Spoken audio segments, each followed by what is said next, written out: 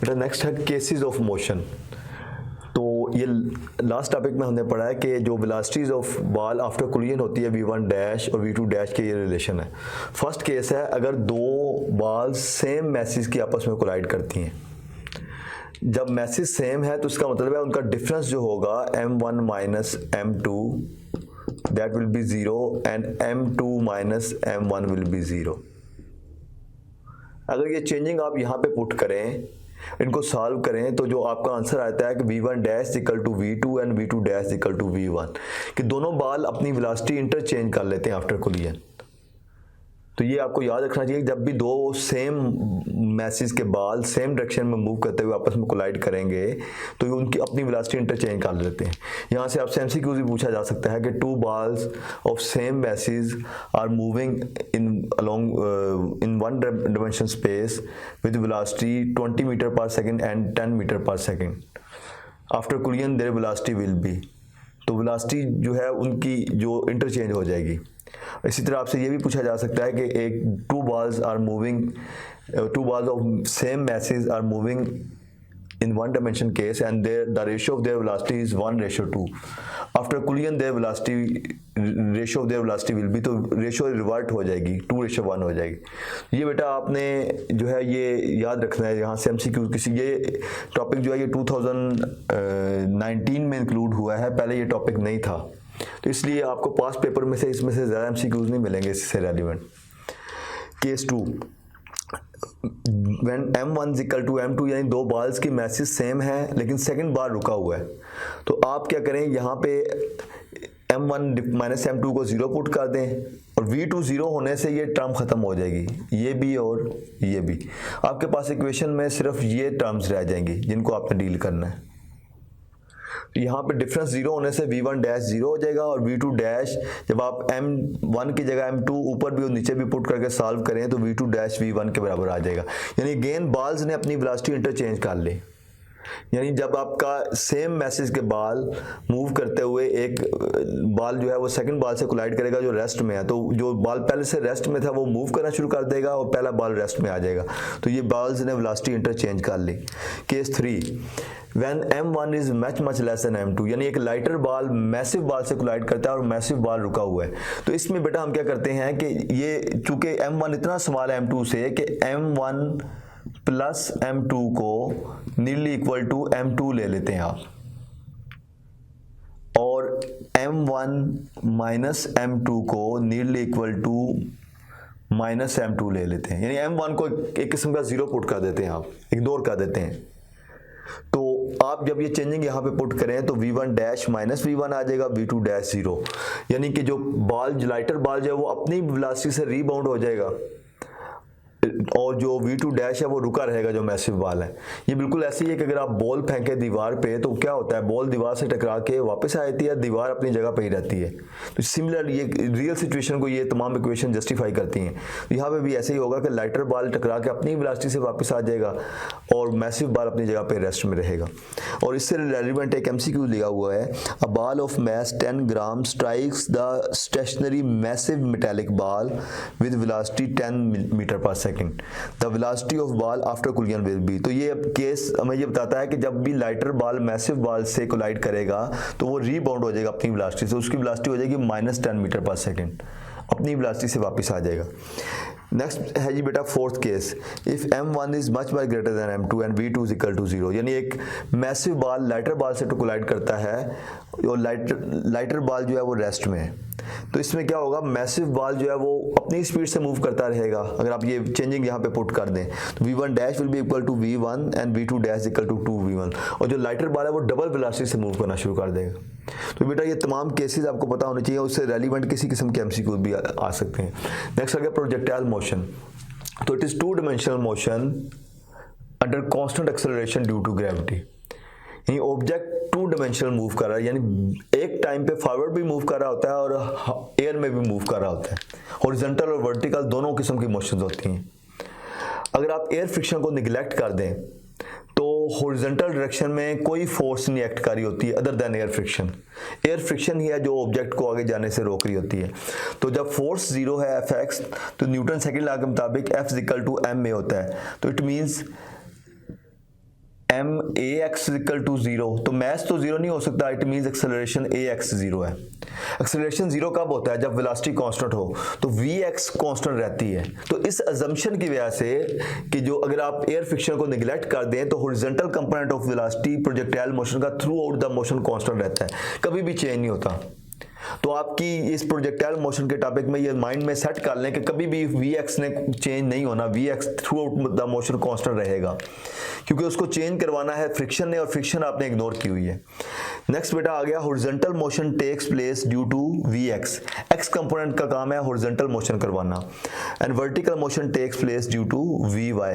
Vertical motion Y component velocity का करा रहा होता है, और मैक्सिमम हाइट पे वेलोसिटी का वाई कंपोनेंट 0 होता है, एक्स कंपोनेंट 0 नहीं होता। और वेलोसिटी कितनी होती है? ओवरऑल वेलोसिटी जो होगी मैक्सिमम हाइट पे, that will be V X, क्योंकि वी एक्स कभी चेंज नहीं होता, वी वाई 0 होगा लेकिन एक्स कभी 0 नहीं होगा। अच्छा, इसको अपवर्ड जाने से ग्रेविटी जो है वो रोकती है। जब प्रोजेक्टाइल अपवर्ड मूव कर रहा होता है, प्रोजेक्टाइल क्या है? जो ऑब्जेक्ट 2 डायमेंशनल मोशन फॉलो कर रहा होता है उसे प्रोजेक्टाइल कहते हैं। जब प्रोजेक्टाइल अपवर्ड मूव कर रहा होता है तो ग्रेविटी उसे ऊपर जाने से रोकती है, और अपवर्ड मोशन के लिए आप माइनस जी कंसिडर करोगे और डाउनवर्ड मोशन के लिए प्लस जी, वैल्यू ऑफ जी। तो मैक्सिमम हाइट पे आपसे ये एमसीक्यू पूछा जा सकता है कि मोमेंटम कितना होता है, तो मोमेंटम होगा M V X. V X जो है वो वी कॉस थीटा के बराबर होता है, तो आपके पास आ जाएगा एम वी कॉस थीटा। इसी तरह मैक्सिमम हाइट पे काइनेटिक एनर्जी क्या होगी? काइनेटिक एनर्जी होगी half M V X square. तो आप वी एक्स की वैल्यू इधर पुट कर दें तो काइनेटिक एनर्जी आ जाएगी half M V square cos square theta. ये बेटा एक प्रोजेक्टाइल है जिसे हमने इनिशियल वेलोसिटी वी आई से थ्रो किया है, making an angle theta with X axis. तो वेलोसिटी के दो कंपोनेंट होंगे, horizontal component V I cos theta जिसे आप वी आई एक्स कहते हैं, और वर्टिकल कंपोनेंट वी आई साइन थीटा जो कि वी आई वाई होगा। तो we I X V I cos theta के बराबर आपने ये ट्राइंगल को सॉल्व करके निकाल सकते हैं। ये आपने पढ़ा हुआ है चैप्टर नंबर 2 में कि आप वेक्टर्स को कंपोनेंट की फॉर्म में, अगर आप वेक्टर ए है आपके पास, एंगल थीटा बना रहा है, तो अगर आप उसके कंपोनेंट बना रहे हैं तो हॉरिजॉन्टल कंपोनेंट ए एक्स और वर्टिकल ए वाई, तो ए एक्स बराबर होगा ए कॉस थीटा के और ए वाई साइन। तो यही हमने यहाँ पे कंपोनेंट यूज़ किए हुए हैं। तो फर्स्ट केस है मोशन का कि अगर आप किसी ऑब्जेक्ट को पर्टिकुलर हाइट से थ्रो करें with horizontal velocity, vertical velocity 0 है, तो बताएं उसकी हॉरिजॉन्टल और डिस्टेंस कितना कवर करेगा और वर्टिकल हाइट क्या होगी। तो बेटा ये देखें, ये आपके पास हमने ऑब्जेक्ट को थ्रो किया with velocity V X, V I by 0 है। कुछ देर के बाद हॉरिजॉन्टल कंपोनेंट वी एक्स ही रहेगा, लेकिन ज़मीन की ग्रेविटेशन पुल की वजह से small V Y component develop होना शुरू हो जाएगा। फिर थोड़ी और देर के बाद वी एक्स अभी भी कांस्टेंट है, वी वाई की वैल्यू बढ़ जाएगी। जैसे जैसे वो ज़मीन की तरफ मूव करता जाएगा वेलोसिटी का वाई कंपोनेंट इंक्रीज होता जाएगा। तो इसको अगर आप इक्वेशन ऑफ मोशन लगा के सॉल्व करें तो जो वर्टिकल हाइट निकलती है उसका इक्वेशन होती है हाफ जी टी स्क्वायर। ये सेकंड इक्वेशन ऑफ मोशन लगाई हुई है हमने, वी आई वाई 0 कर दिया उसमें, और यहाँ से टाइम आ जाएगा √2y/g। वाई क्या है? Vertical height. हॉरिजॉन्टल डिस्टेंस यानी एक्स फाइंड करना है हमने, यानी जिस पॉइंट से आपने उसको थ्रो किया उसके बिल्कुल नीचे अगर बी पॉइंट है तो बी से लेकर सी तक डिस्टेंस एक्स फाइंड करना है। तो ये आप लगा सकते हैं यहाँ पे x = vx × t। ठीक है, ये वेलोसिटी आ जाएगा डिस्टेंस ओवर टाइम, तो x आ जाएगा vx × t। तो ये इक्वेशन आ गई। टी की वैल्यू अगर आप ये पुट कर दें तो ये आ जाएगा vx √2y/g। ये इक्वेशन का आप यूज़ करेंगे। अगर आपसे कहा जाए कि एक प्रोजेक्टाइल को हमने थ्रो किया विद हॉरिजॉन्टल वेलोसिटी 10 मीटर पर सेकेंड फ्रॉम हाइट 100 मीटर, बताएं उस कितनी हॉरिजॉन्टल डिस्टेंस कवर करेगा। तो टाइम गिवन ही नहीं है। जब टाइम गिवन नहीं है, हाइट गिवन हो, तब आपने इस इक्वेशन को यूज़ करना है। अगर टाइम गिवन हो और वेलोसिटी गिवन हो तब आपने x फाइंड करना है यूजिंग दिस इक्वेशन। तो ये इक्वेशंस आपने according to the given data utilize करनी है। अच्छा बेटा, ये एक एमसीक्यूज है। At maximum height the velocity of projectile will be, velocity क्या होगी? उसकी वेलोसिटी 0 नहीं होगी, vx होगी। इसी तरह मैक्सिमम हाइट पे मोमेंटम भी पूछा जा सकता है, मैक्सिमम हाइट पे काइनेटिक एनर्जी भी पूछी जा सकती है। बेटा सेकंड केस है प्रोजेक्टाइल मोशन का, instantaneous velocity of projectile eight any instant. तो ये एक प्रोजेक्टाइल है जिसे हमने इनिशियल वेलोसिटी वी आई से थ्रो किया, making an angle theta with X axis. तो इनिशियल वेलोसिटी के दो कंपोनेंट होंगे, V I X will be equal to V I cos theta and V I Y is V I sine theta. तो रास्ते में किसी भी पॉइंट पे ड्यूरिंग इट्स मोशन हमने वी एफ फाइंड करनी। तो चूंकि हमने एयर फ्रिक्शन निगलेक्ट की हुई है तो A X will be zero. तो वी एफ एक्स का फार्मूला क्या होता है, we I X plus A X into T, in first equation of motion लगा लें एक्स कंपोनेंट के लिए। तो ये टर्म खत्म हो जाएगी ए एक्स जीरो होने से, तो वी एफ एक्स आ जाएगा वी आई कॉस थीटा, यानी एक्स कंपोनेंट हमेशा कांस्टेंट रहता है थ्रू आउट द मोशन। और ये इसे अगर आपसे कोई एमसीक्यू में पूछे कि the x component of instantaneous velocities, तो आपने इसको सिलेक्ट करना है वी आई कॉस थीटा को। इसी तरह Y component of instantaneous velocity जो है किसी भी पॉइंट पे, यानी वी एफ वाई जो है वो फाइंड करना है। वी एफ वाई क्या है, y component of instantaneous velocity. V F x है x component of instantaneous velocity. तो ये वी एफ वाई का इक्वेशन होगी वी आई वाई माइनस जी टी। वी आई वाई किसके बराबर है, वी आई साइन थीटा के, तो we I sine theta minus ji t. तो this is the expression of y component of instantaneous velocity. अगर instantaneous velocity की बात की जाए तो फिर आपसे वी एफ पूछ रहा है, तो वी एफ की मैग्नीट्यूड भी होगी और डायरेक्शन भी होगी। तो मैग्नीट्यूड का फार्मूला होता है under root V F X square plus V F Y square. तो वी एफ एक्स की वैल्यू ये पुट कर दें, तो वी आई कॉस थीटा का होल स्क्वायर प्लस वी आई साइन थीटा माइनस जी टी का होल स्क्वायर। तो ये इंस्टेंटेनियस वेलोसिटी है at any instant of time. और डायरेक्शन जो होगी मैग्नीट्यूड ऑफ इंस्टेंटेनियस वेलोसिटी है, तो डायरेक्शन जो होगी theta that will be equal to tan inverse V F Y over V F X. V F Y की value put कर दें वी आई साइन थीटा माइनस जी टी, या इसकी जगह समटाइम आपको वी आई वाई भी लिखा हुआ मिल सकता है, we I Y minus ji T, बात एक ही है।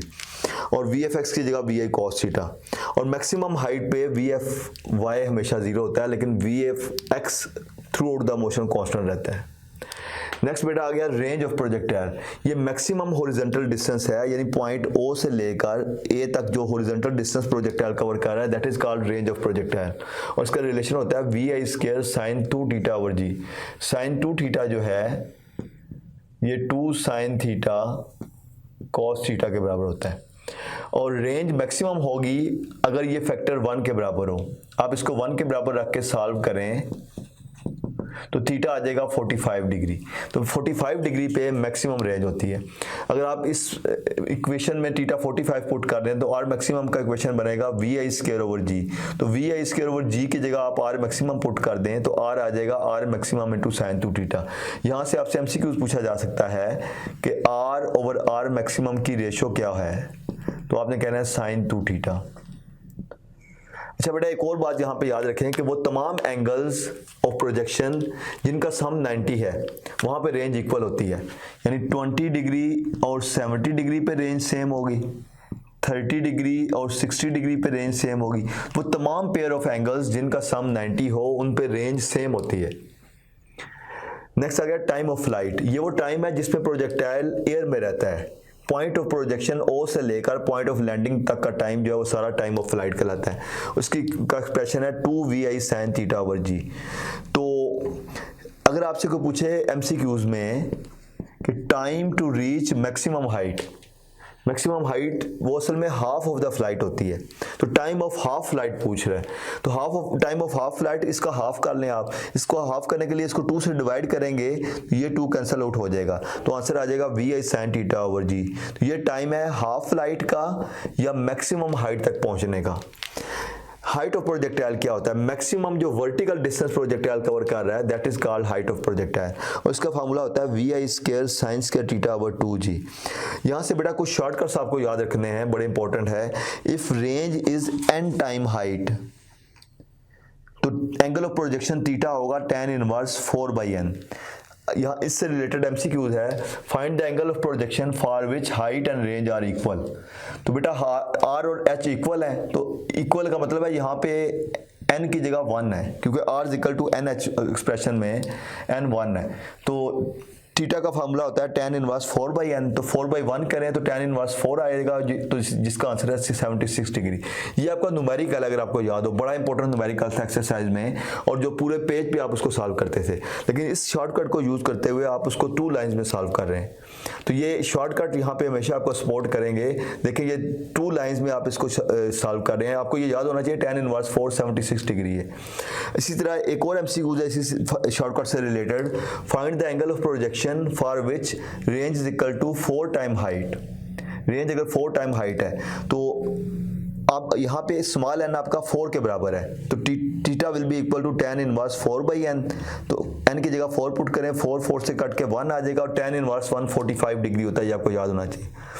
अच्छा बेटा एक और चीज़ ध्यान में रखें कि मैक्सिमम हाइट और मैक्सिमम रेंज का क्या रिलेशनशिप है।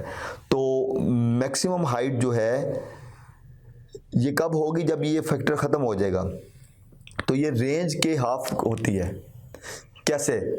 आर मैक्सिमम का फार्मूला है VI²/G और H मैक्सिमम का फार्मूला यहां से निकलेगा VI²/2G। तो इसका मतलब है अगर आप इसको रेंज कह देते हैं तो ये आर मैक्सिमम का हाफ होता है। तो आपसे ये पूछा जा सकता है कि एक प्रोजेक्टाइल को हम मैक्सिमम 100 मीटर हाइट तक थ्रो कर रहे हैं, बताएं उसकी मैक्सिमम रेंज क्या होगी। तो रेंज उसकी हाइट का डबल होगी, तो R maximum will be equal to 2 time H maximum. ठीक है, या एक इसी तरह आपसे कुछ पूछा जा सकता है कि एक प्रोजेक्टाइल को हम 100 मीटर दूर तक फेंक सकते हैं, बताएं उस प्रोजेक्टाइल की मैक्सिमम हाइट क्या होगी। तो मैक्सिमम हाइट क्या करना है आपने, रेंज को हाफ कर देना है, 50 कर देना है। तो ये इस तरह के MCQs को आप सॉल्व कर सकते हैं। एक और MCQ है बेटा, a ball is thrown horizontally with initial velocity 30 metre पर सेकंड। तो ये हॉरिजॉन्टल वेलोसिटी है VIX, तो VIY 0 है। स्टेटमेंट से नजर आ रहा है कि VIY जो है वो 0 है। Find velocity of ball after 4 second. 4 second के बाद वेलोसिटी कितनी होगी। तो जो वेलोसिटी का जनरल फार्मूला है वो यही है, √VFX² प्लस VFY²। तो VFX कैसे निकालेंगे, VFX और VIX हमेशा बराबर रहते हैं, वो कभी चेंज नहीं होते प्रोजेक्टाइल मोशन में। तो वो तो डायरेक्ट आ गया। VIY 0 है तो VFY का फार्मूला होता है VIY प्लस GT, क्योंकि वो नीचे की तरफ मूव कर रहा है, नीचे की तरफ आते हुए प्लस G यूज़ करते हैं आप। तो VIY 0 हो गई, तो आपके पास आंसर आ गया GT। तो ये वैल्यू पुट कर दें इधर, तो बेटा ये आ जाएगा √VFX की जगह VIX² प्लस G²T²। तो VI की जगह 30 का स्क्वायर प्लस 10 × 4 40 का स्क्वायर। तो आप 0 को इग्नोर कर दें, समझे 0 है ही नहीं। तो 3 का स्क्वायर क्या होता है 9, 4 का स्क्वायर 16, तो 9 प्लस 4 16, 25 का स्क्वायर रूट 5 होता है। तो इसका आंसर आ जाएगा 50 मीटर पर सेकंड। तो इस तरह बेटा आप इस किस्म के तमाम MCQs जो है वो सॉल्व कर सकते हैं। बेटा नेक्स्ट MCQs है, find the angle of projection for which range is 5 time T²। T² क्या है, टाइम ऑफ फ्लाइट का स्क्वायर। तो आपने अगर आपको फार्मूले याद होंगे जिस बच्चे को, वो इसको प्रॉपर सॉल्व कर सकता है। ये कंडीशन बेस्ड MCQs है। तो रेंज का फार्मूला है VI² sin 2θ/G is equal to 5। उसी तरह आ गया, और टाइम ऑफ फ्लाइट होता है 2VI sin θ/G का होल स्क्वायर। तो आप इधर स्क्वायर ओपन करें राइट साइड पे, और लेफ्ट साइड पे sin 2θ की जगह 2 sin θ cos θ लिख दें। तो ये आ जाएगा VI² 2 sin θ cos θ/G is equal to 5 × 2 का स्क्वायर हो गया 4, VI का स्क्वायर VI² और sin स्क्वायर θ/G²। बेटा VI² इस VI² से कट जाएगा, ये sin θ पावर से कट जाएगा, और बाकी इधर बचा आपके पास G जो है ये G पावर से कट जाएगा G² से। तो लेफ्ट साइड पे बचा आपके पास 2 cos θ और राइट साइड पे बच गया 4 sin θ। G की वैल्यू अगर आप 10 पुट करें तो नीचे आ जाएगा कट के 2, तो 4/2 sin θ। अब अगेन ये 2 2 4 और ये 2 2 से कैंसिल आउट हो गया, तो cos θ इक्वल टू sin θ। यहाँ से tan θ बना लें, कैसे बनाएंगे, cos θ को उधर ले जाएं, तो tan θ इक्वल टू 1, θ आ जाएगा tan इनवर्स 1, तो आपके पास एंगल ऑफ प्रोजेक्शन आ गया 45 डिग्री। और ये अगर आप डायरेक्ट याद रख लेते हैं तो आपको ये कैलकुलेशन से बच जाएंगे कि इस पर्टिकुलर कंडीशन के लिए एंगल 45 डिग्री होता है। नेक्स्ट आ गया जी, अगर आपको VT ग्राफ गिवन हो तो वहां से डिस्टेंस और डिस्प्लेसमेंट कैसे कैलकुलेट करना है। तो VT graph is given below, find the distance and displacement. तो ये बेटा ये देखें कि रेक्टेंगल्स बनी हुई हैं, तो अगर आपने डिस्टेंस कैलकुलेट करना है तो एरिया ऑफ VT ग्राफ जो है वो डिस्टेंस देता है। अब यहाँ पे इन तमाम रेक्टेंगल्स का एरिया निकाल लें। रेक्टेंगल का एरिया क्या होता है, लेंथ इंटू विड्थ। लेंथ इसकी 0 से लेकर 4 तक ये 4 है और उसकी हाइट जो है ये 10 है। तो फर्स्ट रेक्टेंगल का एरिया अगर आपने डिस्टेंस कैलकुलेट करना है तो 4 इंटू 10, सेकेंड रेक्टेंगल की जो विड्थ है वो 4 है और उसकी जो हाइट है वो 5 है, तो प्लस 4 इंटू 5, और इसी तरह ये 8 से 12 के दरमियान जो विड्थ है ये 4 है और हाइट इसकी 10 है, तो प्लस 4 इंटू 10, सबको ऐड करें तो ये 100 मीटर आए थे। यानी नेगेटिव एरिया को भी आपने पॉजिटिव ही लेना है डिस्टेंस कैलकुलेट करते हुए। लेकिन अगर आप यहीं से डिस्प्लेसमेंट कैलकुलेट करने जाएं तो डिस्प्लेसमेंट में पॉजिटिव एरिया को पॉजिटिव लेना है और नेगेटिव एरिया को नेगेटिव लेना है। अपर एरिया सारे पॉजिटिव होंगे और लोअर एरिया सारे नेगेटिव होंगे वीटी ग्राफ में। तो जब आप डिस्प्लेसमेंट कैलकुलेट करेंगे तो ये फर्स्ट रेक्टेंगल का एरिया 4 इंटू 10 पॉजिटिव लेंगे, सेकंड जो रेक्टेंगल लोअर साइड पे आ गई है, नेगेटिव साइड पे आ गई, इसका एरिया नेगेटिव लेंगे आप, तो -4 इंटू 5, और अपर रेक्टेंगल का एरिया पॉजिटिव ले लेंगे, तो ये इसका आंसर आ जाएगा 60 मीटर। तो वीटी ग्राफ से आप डिस्टेंस भी कैलकुलेट कर सकते हैं और डिस्प्लेसमेंट भी। फ़र्क क्या है, डिस्टेंस कैलकुलेट करते हुए आप तमाम साइंस पॉजिटिव लेंगे, अपर एरिया भी पॉजिटिव, लोअर एरिया भी पॉजिटिव, लेकिन डिस्प्लेसमेंट कैलकुलेट करते हुए लोअर एरिया को नेगेटिव कंसिडर करेंगे आप और उसी फार्मूले से एरिया कैलकुलेट करेंगे। सिर्फ लोअर एरिया को नेगेटिव ले लें तो जो फाइनल आंसर आएगा वो डिस्प्लेसमेंट देगा। नेक्स्ट एक और वीटी ग्राफ गिवन है आपको, ये ट्रायंगल की फॉर्म में, बताएं डिस्टेंस कितना कवर होगा। तो यहाँ पे भी जो डिस्टेंस होता है वीटी ग्राफ में वो एरिया अंडर कर्व होता है, तो इसका एरिया आ जाएगा area of triangle. Area of triangle का फार्मूला होता है half into base into height. तो बेस बेटा 0 से लेकर 6 तक है और हाइट ये वाली ले लेते हैं हम, तो हाइट यहाँ पे 3 है, तो हाफ इंटू 6 इंटू 3, ये 18 का हाफ करें तो 9 मीटर डिस्टेंस कवर होता है। थैंक यू बेटा।